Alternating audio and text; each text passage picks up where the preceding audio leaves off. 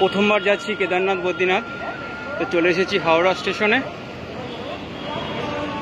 তো আমাদের দুপুর একটাই ট্রেন, কুম্ভ এক্সপ্রেস। তো মহাদেবের কৃপায় যাচ্ছি, আপনার সাথে থাকবেন।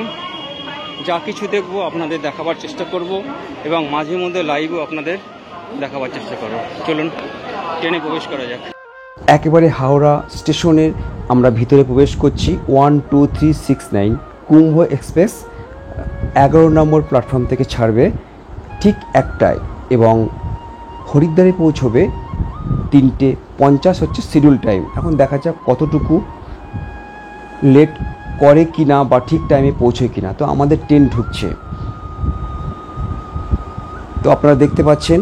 তো বন্ধুরা, আপনাদের আমি যথাসাধ্যভাবে একবারে প্রথম থেকে কেদারনাথ মন্দির পর্যন্ত কিভাবে গেলাম, হরিদ্বার নেমে সেখান থেকে বাসে করে সোনপ্রয়াগ থেকে হেঁটে গৌরীকুণ্ড হয়ে কেদারনাথ যাত্রা, তো শেষ পর্যন্ত আপনারা ভিডিওটি দেখবেন। আশা করি আপনাদের খুবই কাজে লাগবে। আমাদের ট্রেন ঠিক টাইম মতন একবারে ছেড়ে দিয়েছে। তো যেটা বলবো যে আপনারা হাওড়া থেকে একদম কেদারনাথ পর্যন্ত কিভাবে যাবেন, কোথায় থাকবেন, সব কিছু বিস্তারিতভাবে, এবং হরিদ্বার থেকে বাসে করে বা কারে করে আপনারা যেতে পারেন। তো আমি নিজে গেছি অনলাইনে বাস বুক করে, যেহেতু একা যাচ্ছি।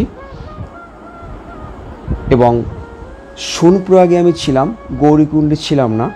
এবং কি অবস্থায় সোনপ্রয়াগ থেকে গৌরীকুণ্ড যেতে হয়েছে, কত সময় নিয়ে, এবং যাত্রায় আপনারা কি কি করবেন কি কি করবেন না, সব কিছু আমি বলার চেষ্টা করব। তবে আপনাদের কাছে একটা অনুরোধ রাখবো যে, একটা না দুটো অনুরোধ রাখবো। আপনারা যারা এই বিশ্বদর্শনে নতুন তারা অবশ্যই চ্যানেলটিকে সাবস্ক্রাইব করুন পরবর্তী ভিডিওর এরকম ধর্মীয় নোটিফিকেশান পেতে, এবং অবশ্যই কমেন্ট করবেন আপনাদের কেমন লেগেছে এবং পারলে একটি লাইক দেবেন। তো কথা বলতে বলতে চলে এসেছি আমরা হরিদ্বারে। এবং হরিদ্বার হচ্ছে হরিদ্বার, কেউ বলে হরিদ্বার, কেউ বলে হরদ্বার। তো যাই হোক, এই হচ্ছে হরিদ্বার রেলওয়ে স্টেশন। তো রেলওয়ে স্টেশনের কাছেই আপনারা থাকতে পারেন। এই স্টেশনকে ঘিরে বা এর পাশেই কিন্তু bus stand, Haridwar main bus stand. তো এখানে আপনারা দিব্যি থাকতে পারেন, কোনো সমস্যা নেই। যদি স্টেশনের আশেপাশে, বাস স্ট্যান্ডের আশেপাশে থাকেন তাহলে হোটেল চার্জ একটু বেশি। ডরমিটরিও আছে, আপনারা কমে পেয়ে যাবেন। এবং আশেপাশে কিন্তু ধর্মশালাও আছে। এখান থেকে প্রায় 500 মিটারের মধ্যে আছে ভারত সেবাশ্রম।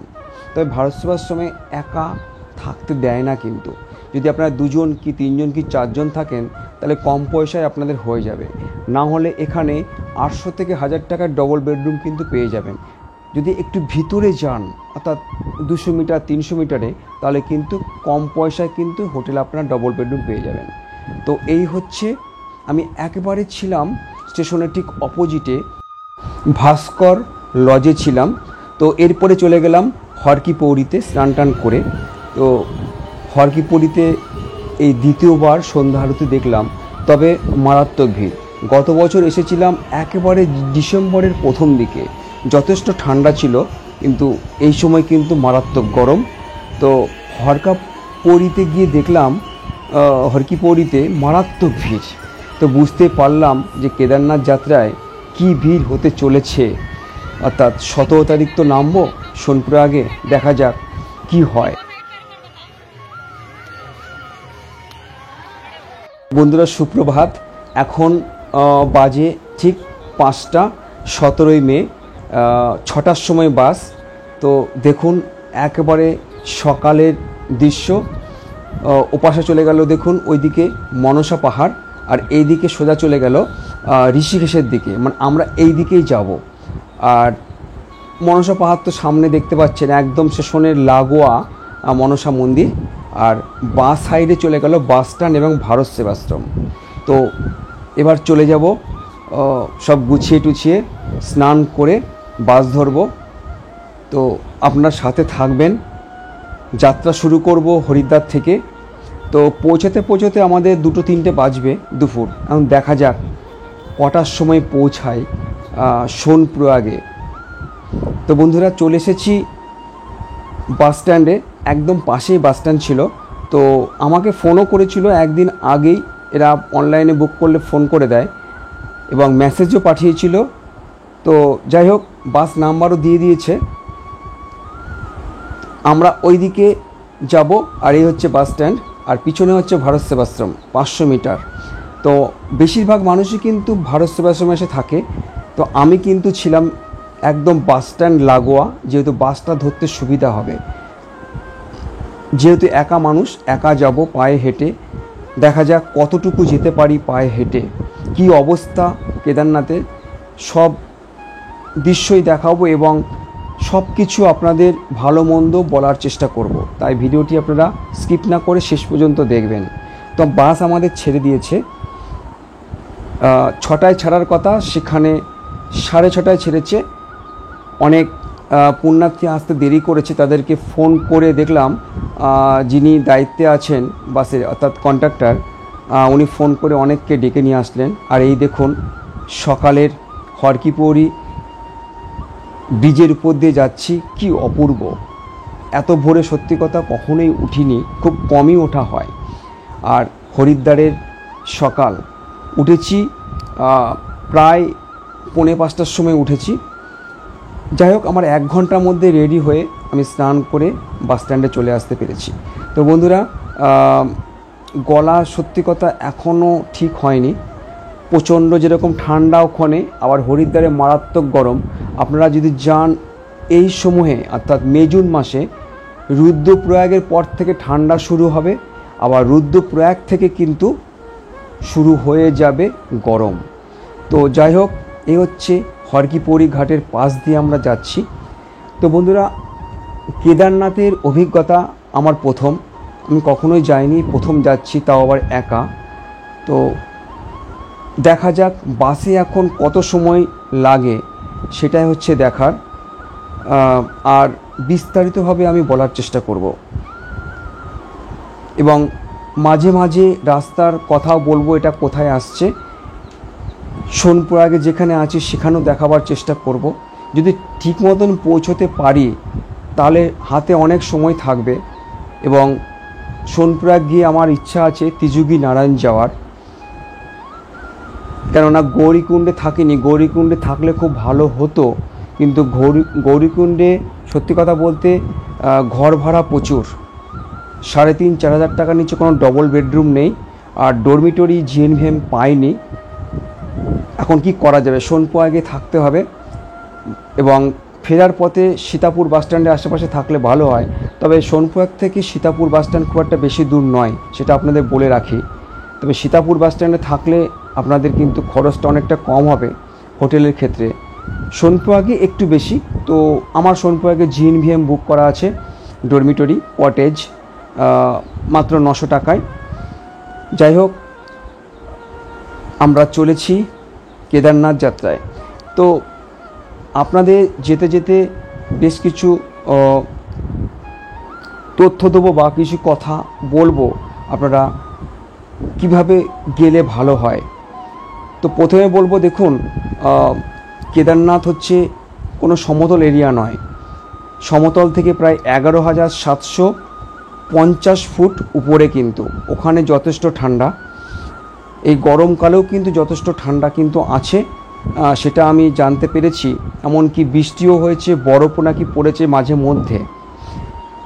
তো প্রথম যেটা দরকার, আপনাদের ভালো কিন্তু জুতো নিতে হবে, ট্রেকিং জুতো, পাহাড়ে ওঠার, না হলে কিন্তু অসুবিধায় আপনারা পড়তে পারেন। এবং যেটা বলবো যে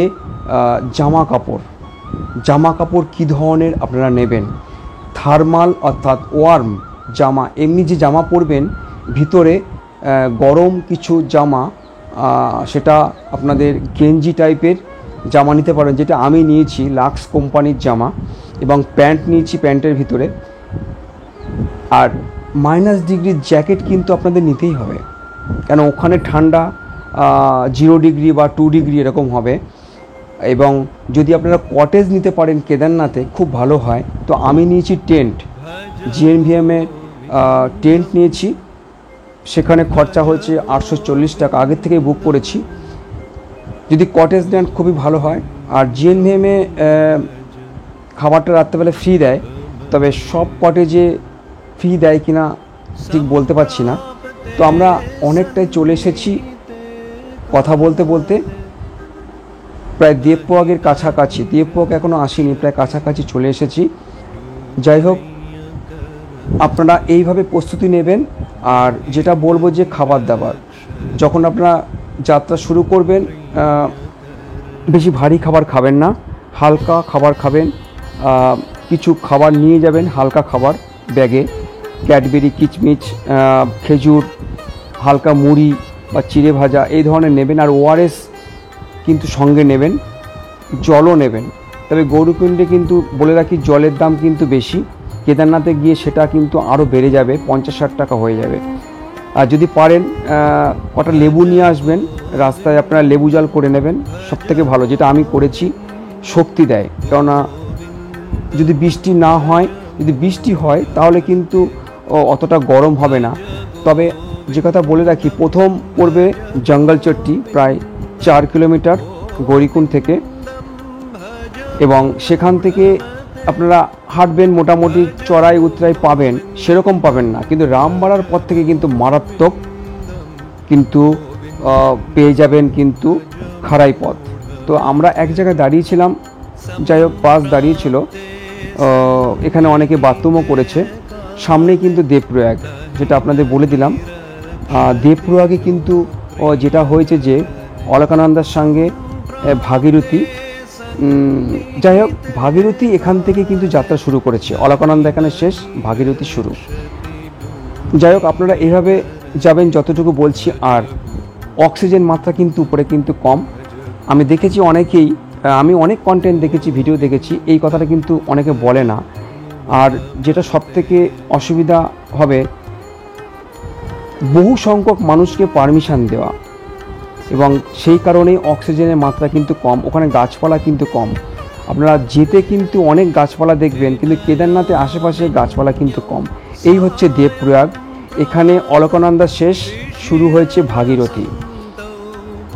এই হচ্ছে অলকানন্দার জলটা দেখতে পাচ্ছেন, একটু সবুজ টাইপের, আর ভাগীরথীর জলটা কিন্তু একটু ঘোলাটে টাইপের। তো যাই হোক, এখান থেকে শুরু ভাগীরথীর যাত্রা। মোট 5টি প্রয়াগ আছে। এটি হচ্ছে দেবপ্রয়াগ, এরপরে হচ্ছে রুদ্রপ্রয়াগ, তার ওপাশে কর্ণপ্রয়াগ, বিষ্ণুপ্রয়াগ, এরকম মোট 5টি প্রয়াগ আছে। গঙ্গা এইভাবেই মা এসেছেন ধরিত্রীতে। এই হচ্ছে ভাগীরথী, জলটা দেখতে পাচ্ছেন একটু ঘোলাটে টাইপের। যাই হোক, অনেক দূর আমরা চলে এসেছি, আর কিছুটা গেলেই হয়তো রুদ্রপ্রয়াগ পড়বে। রুদ্রপ্রয়াগ থেকে দুটো ভাগে ভাগ হয়ে গেল, কেদারনাথ চলে গেল বাঁ দিকে ব্রিজ পেরিয়ে, আর ডান দিকে সোজা চলে গেল বদ্রীনাথ। তবে বদ্রীনাথ কিন্তু হরিদ্বার থেকে অনেকটাই দূর, 300 প্রায় 20-25 কিলোমিটার হবে। আর হরিদ্বার থেকে কেদারনাথের দূরত্ব ও 220 কিলোমিটারের মতন হবে। যাই হোক, আমরা চলেছি কেদারনাথের পথে। দ্বাদশ জ্যোতির্লিঙ্গের একটি, দাপর যুগে পাণ্ডবরা এইখানে বাবাকে প্রতিষ্ঠা করেছেন। জানি না শেষ পর্যন্ত আপনাদের কতটুকু দেখাতে পারবো, আমার কতটুকু ভাগ্য যে বাবার কাছে যেতে পারবো কিনা। তো আমরা ধারীদেবীর মন্দির পেরিয়ে গেলাম, সামনেই পড়বে রুদ্রপ্রয়াগ। আর যেতে যেতে আপনারা এত অপরূপ দৃশ্য দেখতে পারবেন, মানে কি বলবো, আমি দেখাচ্ছি যতটুকু পেরেছি। যখন আপনারা যাবেন তখন দেখতে পারবেন, আর যারা যেতে পারবেন না তারা এইভাবেই দেখুন। আর রাস্তা এখনও পর্যন্ত ভালো, তো এরপরে রাস্তা আরও মারাত্মক, অর্থাৎ এমন রাস্তা আছে আমার নিজে গা শিউরিয়ে উঠেছে। তো যাই হোক, আমরা আস্তে আস্তে চলেছি, আর কিছুক্ষণের মধ্যে রুদ্রপ্রয়াগ পড়বে। তো যেতে যেতে যে কথা আপনাদের বলতে চাই যে আপনারা কিন্তু যাবেন একদম প্রিপেয়ার হয়ে যাবেন, কিন্তু প্রস্তুতি নিয়ে যাবেন। ঠান্ডার পোশাক নেবেন, রেনকোট অবশ্যই নেবেন, কিন্তু রেনকোট না নিলে কিন্তু আপনারা খুব মুশকিলে পড়ে যাবেন, কেননা কেদারনাথে কোনো বর্ষাকাল বলে কিছু নেই। যখন তখন বৃষ্টি হতে পারে, যখন তখন রোদ হতে পারে। এবং আপনাদের কাছে এই কথাও বলবো যে আজকের ভিডিওটি কিন্তু যথেষ্ট বড়, প্রায় 1.5 থেকে 2 ঘন্টা মানে হয়ে যাচ্ছিল ভিডিওটা। সেখানে কাটছাট করে ওই 48 মিনিট 49 মিনিটের মতন করেছি, এর থেকে আর কম করতে পারছি না। এত সুন্দর প্রকৃতি, মানে আমি তো আমার মনে হচ্ছে আমি স্বর্গে প্রবেশ করছি। মানে কখনো আমি এই ধরনের প্রকৃতি কখনো দেখিনি। তো যাই হোক, আমি ভিডিওটা একটু বড়ই করছি, কোনো 2 পার্টে বা 3টে পার্টে করছি না। একেবারে হাওড়া থেকে শুরু করেছি হরিদ্বার থেকে যাত্রা শুরু করলাম বাসে এত অপরূপ দৃশ্য, সত্যি কথা মন ভরে গেছে। মানে এরপরে যদি আমার মৃত্যুও হয় তাতে কোনো আপত্তি নেই, তবে হ্যাঁ, বাবাকে আমার দর্শন করতেই হবে, মানে মন্দির পর্যন্ত যেভাবে হোক যেতেই হবে। এত মানুষ যাচ্ছে, লক্ষ লক্ষ মানুষ, আমি যেতে পারবো না? এটা কি হয় কখনো? একবার হলেও তো অন্তত যাব। আর বদ্রীনাথের ভিডিও এরপরে আনবো আলাদাভাবে, একসঙ্গে করছি না। আমরা প্রায় চলে এসেছি রুদ্রপ্রয়াগে। এখানকার ঢোকার আগে প্রকৃতি এত অপূর্ব, মানে কিছু বলার নেই। আর সেই দৃশ্য আপনাদের না দেখিয়ে পারলাম না। এবং যেটা বলবো, সামনেই কিন্তু রাস্তা খুবই খারাপ আছে, মানে গা শিউরে উঠবে। দেখুন সেই দৃশ্য, দেখুন। একটু যদি ড্রাইভার বাঁ দিকে চেপে যায় কোনো কারণে, ওপাশে গাড়িকে সাইড দিতে গিয়ে, তা বুঝতে পারছেন কি হতে পারে। দেখুন মানে কত টেনশন, ভয়ের মধ্যে দিয়েও বুক চেপে ছবিটা আপনাদের দেখাতে পেরেছি। রাস্তার কাজ চলছে, অনেক জায়গায় রাস্তা কিন্তু ভালো, কিছু কিছু জায়গায় রাস্তা খারাপ, আপনাদের বলেছি। তবে রাস্তা অনেক ভালো আগের থেকে, আমি অনেক ভিডিও দেখেছি। তো যাই হোক, আমরা চলে এসেছি প্রায় রুদ্রপ্রয়াগ। তবে রুদ্রপ্রয়াগ থেকে কত সময় নেবে সত্যি কথা আমাদের জানা নেই। কি কপালে আছে, টাইম মতন পৌঁছতে পারবো কি না। যদি না পৌঁছাতে পারি, বাবার ওখানে যেতেও কিন্তু আমাদের সময় লেগে যাবে, হাতে সময় পাবো না। কেননা ওখানে কিন্তু আমি থাকছি না, অর্থাৎ 18 মে যাত্রা শুরু করব। যদি দুপুরে পৌঁছাতে পারি খুবই ভালো, দুপুর বিকেলের মধ্যে। না হলে ওখানেও আশেপাশে অনেক কিছু দেখার জায়গা আছে। আবার পরের দিন 19 তারিখ আমাদের নেমে আসতে হবে। তো যাই হোক, আমরা চলেছি সেই আশায়, যাতে বাবাকে সুষ্ঠুভাবে দর্শন করে শরীরটা যেন ঠিক থাকে, সেটাও বাবার কাছে বলবো এবং সবার কথাই বলবো, সবার মঙ্গল কামনায়। তো আমাদের বাস কিছুক্ষণ দাঁড়িয়েছে এখানে, অনেকে কিছু খাবার দাবার এবং বাথরুম সেরে আবার আমরা যাত্রা শুরু করব। তবে রাস্তায় যেটা বুঝলাম যে হরিদ্বার থেকে কোনো কারণ ছাড়াই যেখানে সেখানে ট্রাফিক জ্যাম হচ্ছে, অর্থাৎ দাঁড় করিয়ে দেওয়া হচ্ছে। এর অনেক কারণ আছে, হয়তো আপনারা অনেকেই জানেন। এত পরিমাণে পুণ্যার্থী এবার কেদারনাথ যাত্রায়, অর্থাৎ 4 ধাম যাত্রায় এসেছে, সেটা বলার মতন নয়।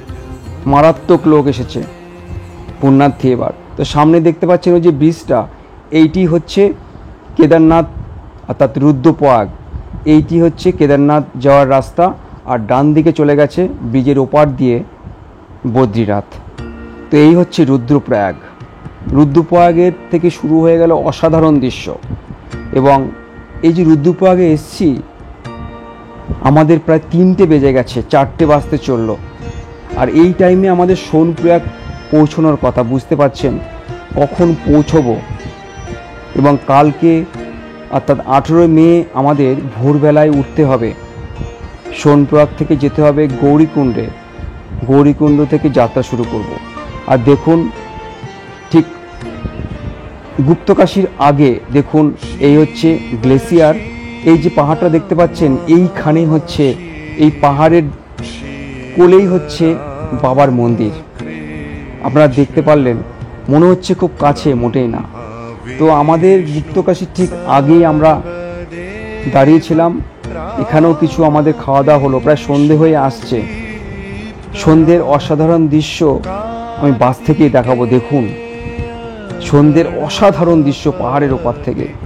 মানে অনেকক্ষণ বাস জার্নি করেছি, যেখানে 10 ঘন্টায় 9 ঘন্টায় চলে যাওয়ার কথা সোনপুরে আগে, সেখানে আমাদের যেতে যেতে এখনই সন্ধে হয়ে গেছে। তো বুঝতে পারছেন কখন যাব।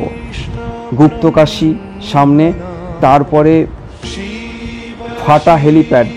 গুপ্তকাশীতেও একটি হেলিপ্যাড আছে। তারপরে শেষ হেলিপ্যাড হচ্ছে শিরসি।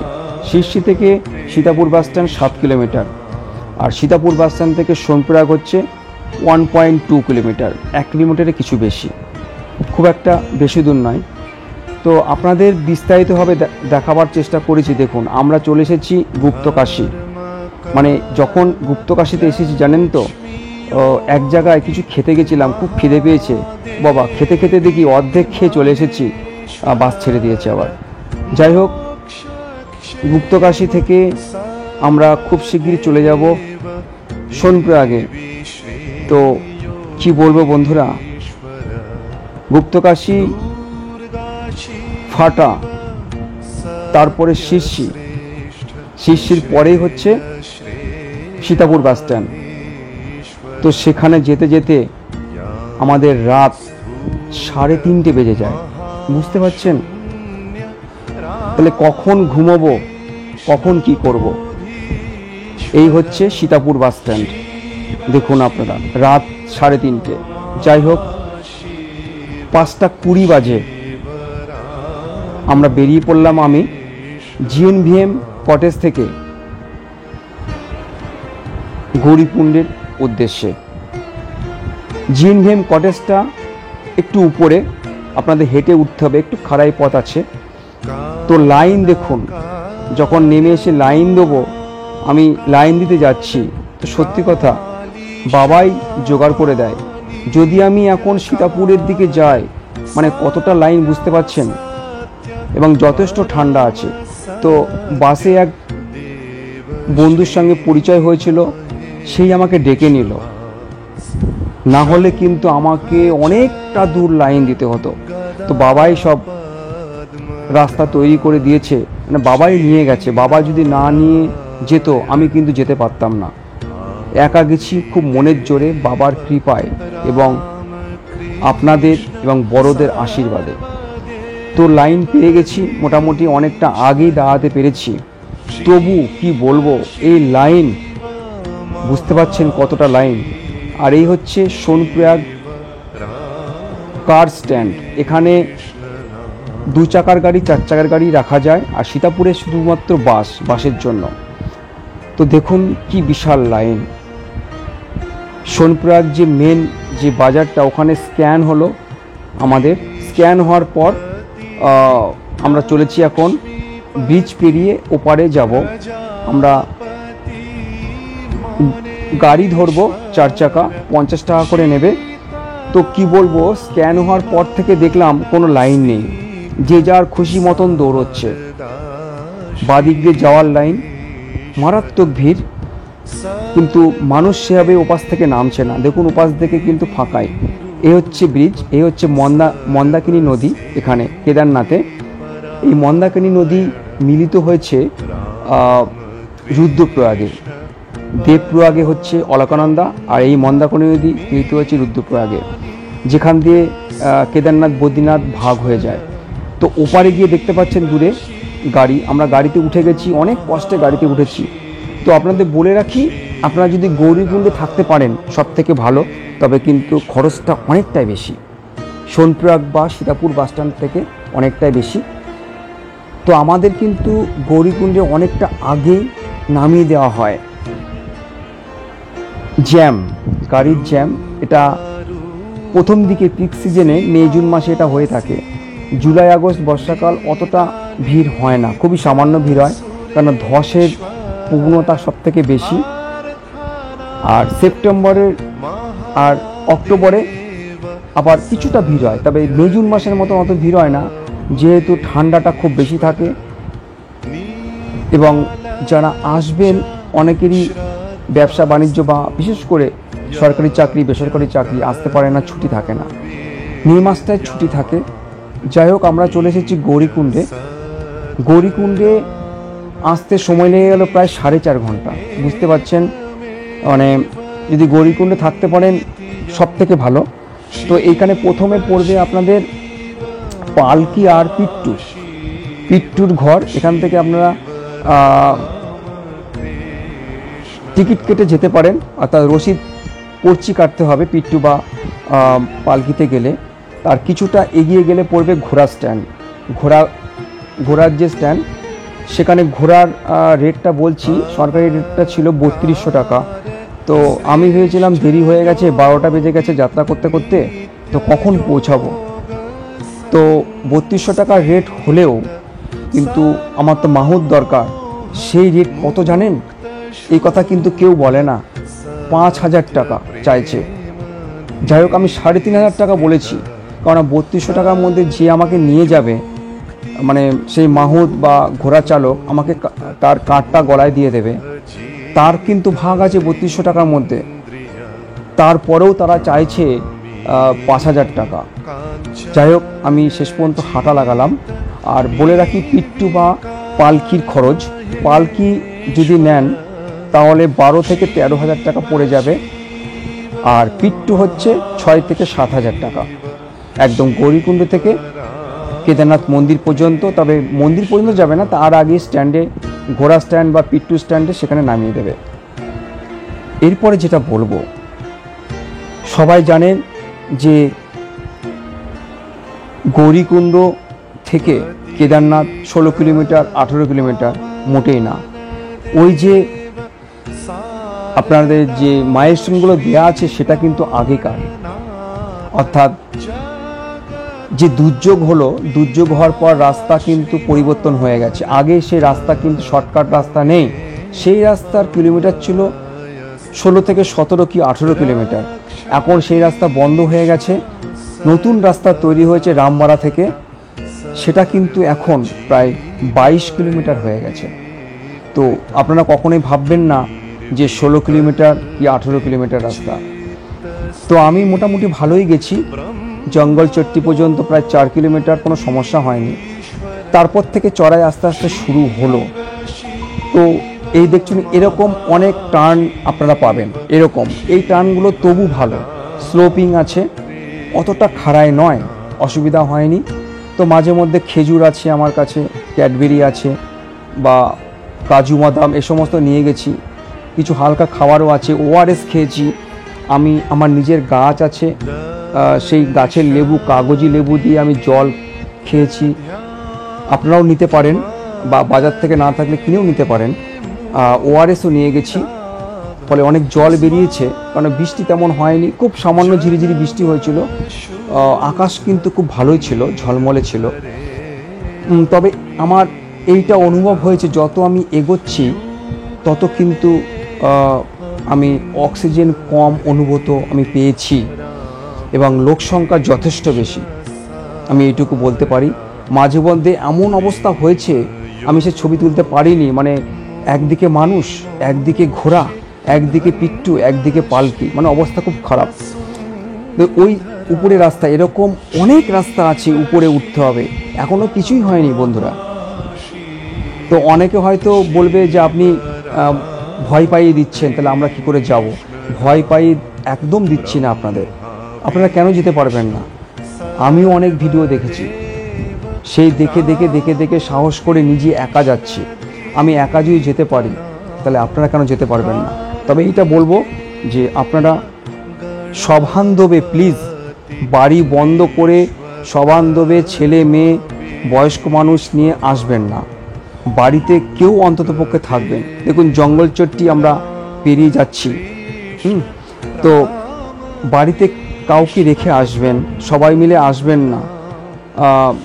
যদি বয়স্ক মানুষ থাকে বাড়িতে, বা বাচ্চা মানুষ থাকে, তাদের রেখে আসবেন। সত্যি কথা বলছি, যারা পারবেন, সামর্থ্য আছে, শরীর স্বাস্থ্য ভালো, পায়ের জোর আছে, এবং হার্ট ভালো বা অক্সিজেন স্যাচুরেশন খুব ভালো তারাই আসবেন।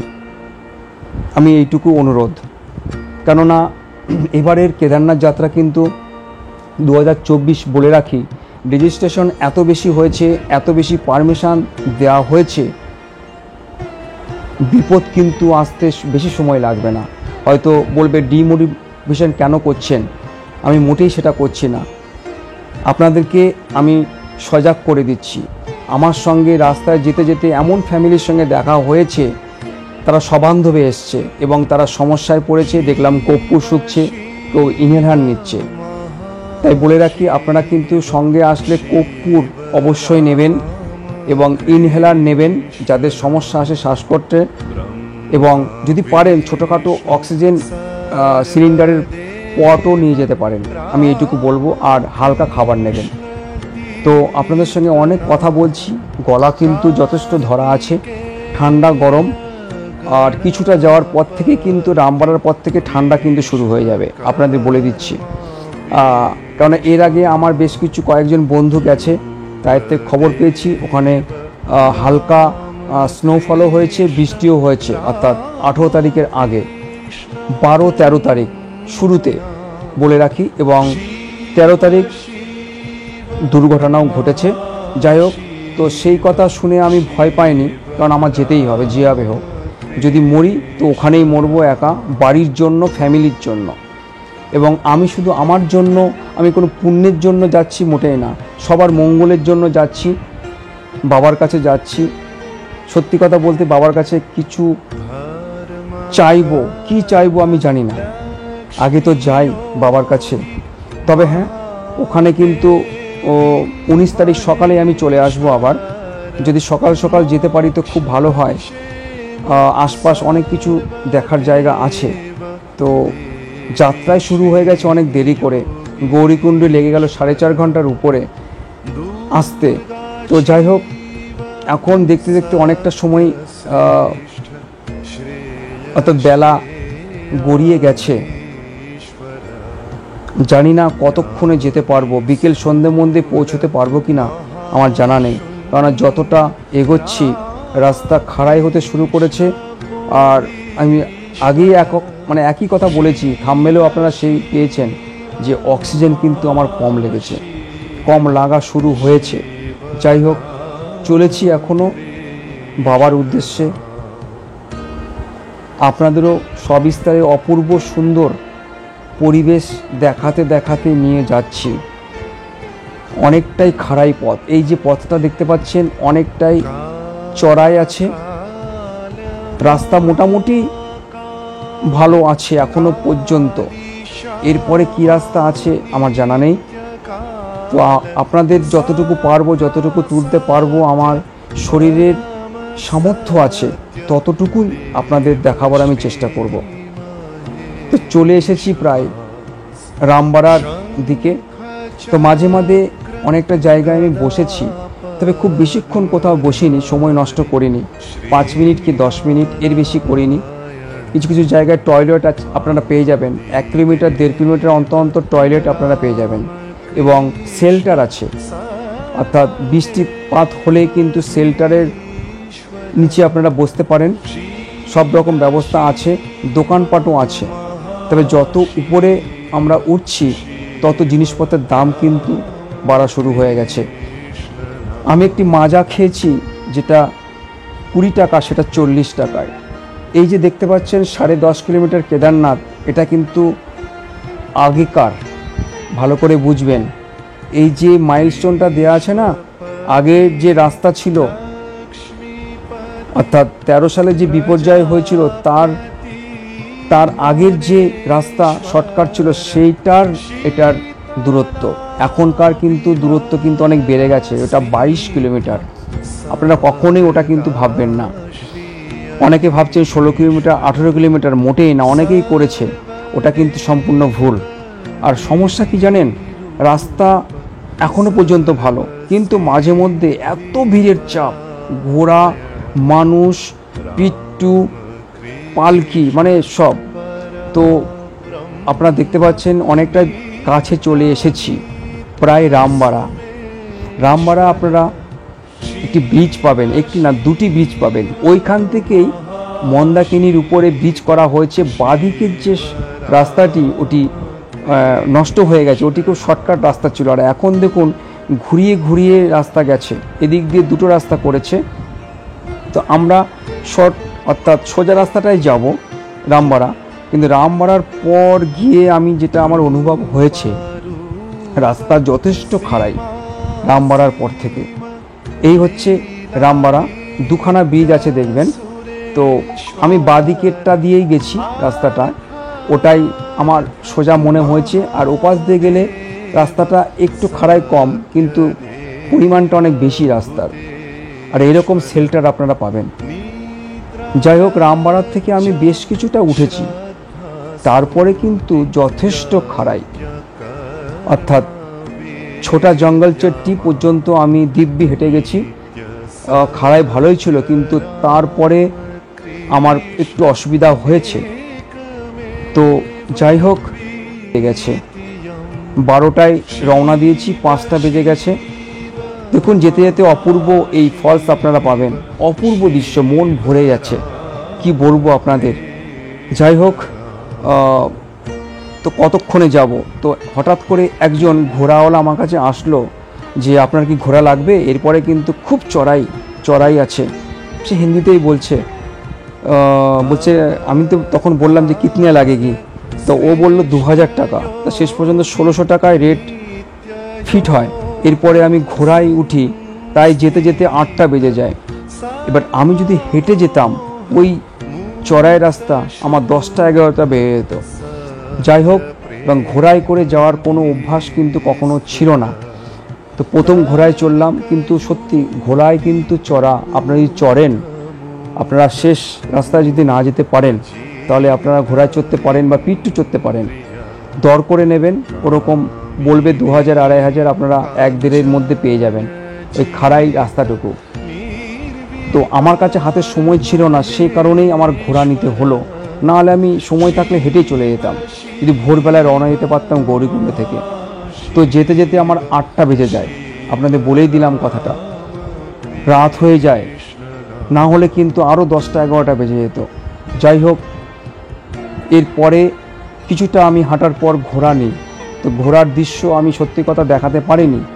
ঘোড়ার কিন্তু খুব ব্যালেন্সিং ব্যাপার আছে, আপনাদের বলে রাখি। চড়াই হলে সামনের দিকে ঝুঁকতে হবে, উতরাই হলে পিছনের দিকে আপনাদের করতে হবে, না হলে ঘোড়ায় সমস্যা। মাহুত বা যে আমাকে চালক নিয়ে গেছে, সে আমাকে বলেছে। তো এইভাবে কিন্তু ভিডিও কেউ বলবে না যে ঘোড়ায় চড়েছি বা পিট্টুতে চড়েছি। আমি কিন্তু সোজা সাপটা আপনাদের সঠিকভাবে দেখাবার চেষ্টা করছি। তো অনেকটাই চলে এসেছি, এখান থেকে প্রায় 6.5-7 কিলোমিটার আর কেদারনাথ মন্দির। এটি হচ্ছে রামবাড়া। এরপরেই আর কিছুটা আমি উঠতে পেরেছি, অর্থাৎ ছোটা লিংচোলা, তারপরে বড়া লিংচোলা। বড়া লিংচোলা থেকে মন্দির বেশি দূর নয়, 2.5 থেকে 3 কিলোমিটার। তো এই জায়গাটি কিন্তু নতুন করে তৈরি করা হয়েছে, যেটা আগে আমি আপনাদের বলেছি। এই ব্রিজটি মন্দাকিনীর উপরে, আগের যে রাস্তাটা ছিল বাদিক দিয়ে ছিল শর্ট রাস্তা, সেটি ছিল 16 থেকে 17 কিলোমিটার। এখন যে হয়েছে সেটি হচ্ছে 22 থেকে 23 কিলোমিটার রাস্তা, অর্থাৎ বেড়ে গেছে আগের থেকে। আর ওই যে মাইলস্টোনগুলো দেওয়া আছে না, সেগুলো হচ্ছে আগের। অনেকে ভাবছে এইটি হচ্ছে এখনকার সময়, মোটেই না। এখন রাস্তার দূরত্ব অনেক বেড়ে গেছে। এই হচ্ছে ছোটা লিংচোলা, এরপরে বড়া লিংচোলা। তো বন্ধুরা, মাঝের দৃশ্য ঘোড়ার দেখাতে পারিনি, অনেক রাত্রে আসি, অর্থাৎ 8টা বেজে যায়, খুব ঠান্ডা। আর এখন ভোরবেলা, উঠতে উঠতে 5টা বেজে যায়। জিএনভিএম হিমলক টেন্টে ছিলাম, রাত্রে খুবই সামান্য খাবার খেতে পারিনি, কেমন বমি ভাব আসছিল, যেহেতু ঘোড়ায় চড়েছি, আর অক্সিজেন মাত্রাও এখানে যথেষ্ট কম।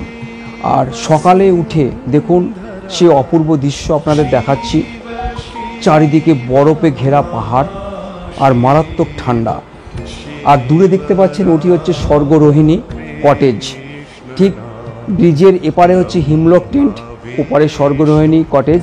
সেখানে কোনো চান্স পাইনি, সব বুক।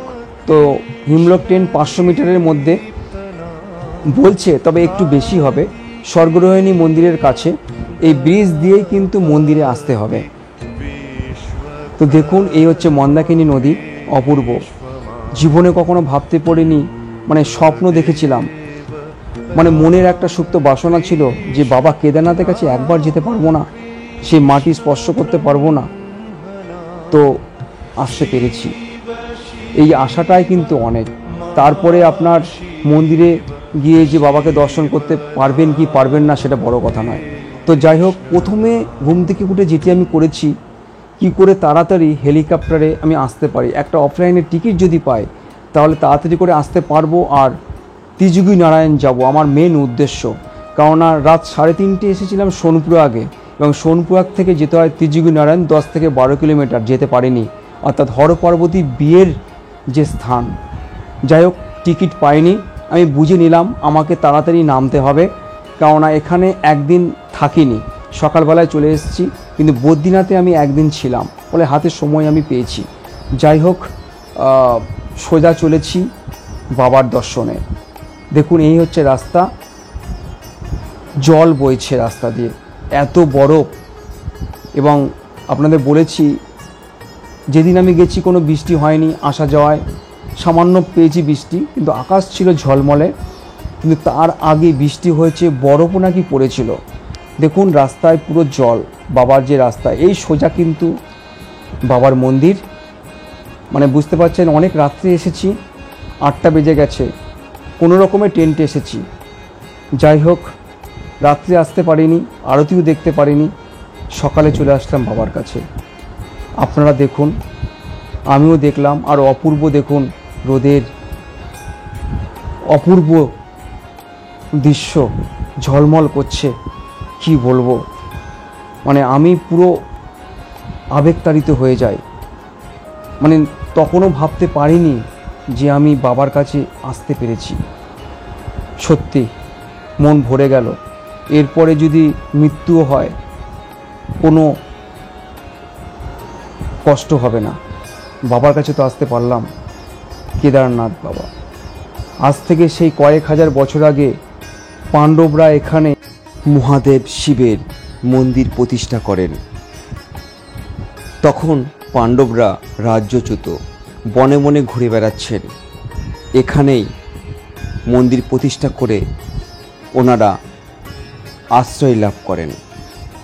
তো বুঝতে পারছেন কত মাহাত্ম্যযুক্ত এবং কত দুর্গম পথে পাণ্ডবরা এখানে বাবাকে প্রতিষ্ঠা করেন।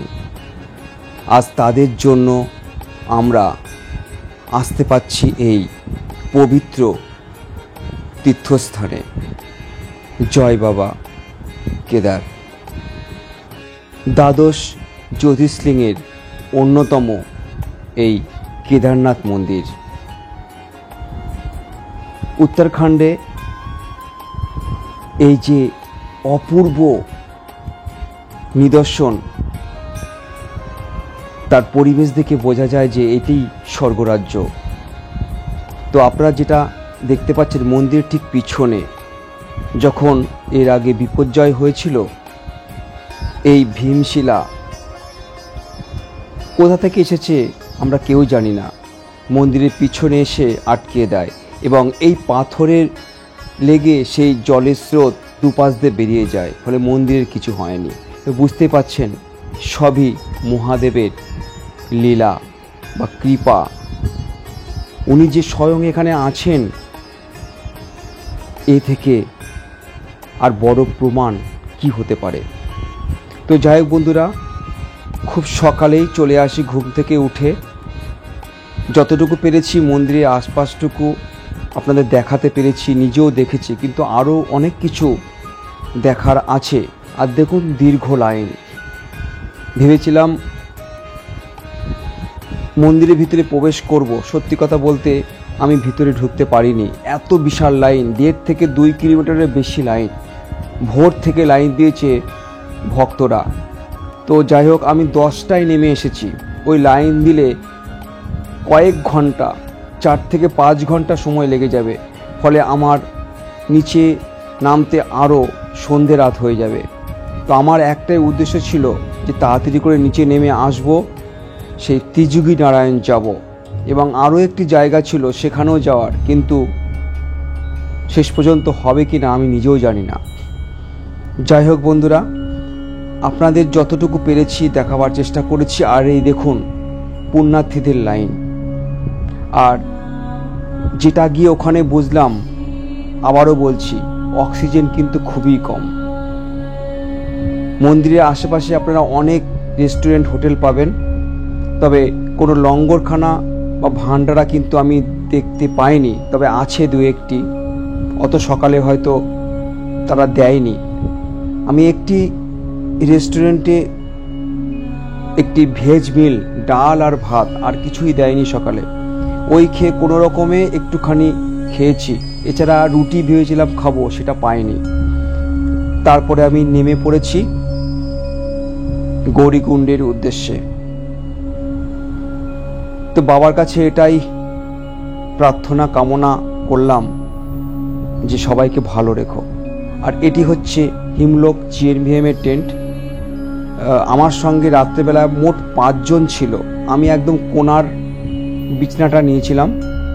তো তারা 4 জন উঠে গেছে, বিহার থেকে এসছে, আমিই ছিলাম শেষে। তো আমিও বেরিয়ে পড়লাম আমার ব্যাগ নিয়ে, আর সেই অপূর্ব দৃশ্য।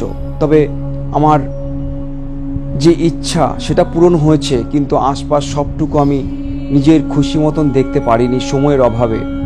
যদি টাইম মতন আসতে পারতাম দুপুরবেলা, রাত্রিবেলা না এসে, তাহলে আমি আশেপাশে এখানে এক কালভৈরবী মন্দির আছে পাহাড়ের উপরে, এখান থেকে 1 কিলোমিটার, শঙ্করাচার্যের একটি মূর্তি বা মন্দির আছে, সেখানেও যেতে পারিনি।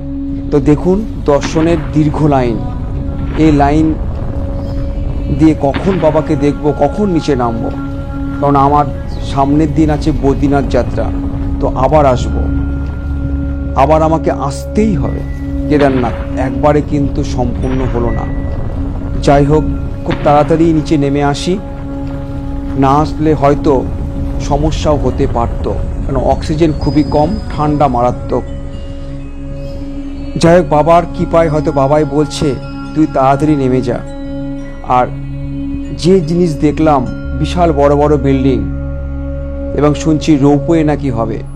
তো এত বড় বড় বিল্ডিং হওয়া এই দেবভূমিতে, স্বর্গরাজ্যে, শিবলোকে উচিত নয়। হয়তো সামনে কি অপেক্ষা করছে, 13 সালের থেকে আরও মারাত্মক কোনো বিপর্যয় কিনা আমার জানা নেই। তো সেটি দেখে ভালো লাগলো না। তো বন্ধুরা, ভিডিওটি আপনাদের কেমন লাগলো আমি বিস্তারিতভাবে বলার চেষ্টা করেছি, দেখাবার চেষ্টা করেছি, যতটুকু পেরেছি ছবি তুলতে পেরেছি, কেননা সব জায়গার ছবি তুলতে আমি পারিনি। যাই হোক, ভিডিওটা বন্ধুরা এখানেই শেষ করছি। যেতে যেতে বলবো, যারা নতুন তারা অবশ্যই চ্যানেলটিকে সাবস্ক্রাইব করুন, বেল আইকনে প্রেস করুন পরবর্তী ভিডিও পাওয়ার জন্য। সামনে আসছি নতুন ভিডিও নিয়ে বদ্রীনাথের, আপনারা অপেক্ষায় থাকুন। সকলে খুব ভালো থাকবেন, সুস্থ থাকবেন। বাবার কাছে আমি সকলের জন্য কামনা করেছি, যারা পারবেন সুস্থ সবল তারাই আসবেন, না হলে কিন্তু এই দুর্গম পথে, সত্যি কথা বলছি, আপনারা বাড়ি থেকেই দর্শন করুন, এবং যারা পারবেন বাড়ির কেউ তারা আসুন। আর ভিড় এড়িয়ে চলুন, আপনারা এত ভিড়ে আসবেন না।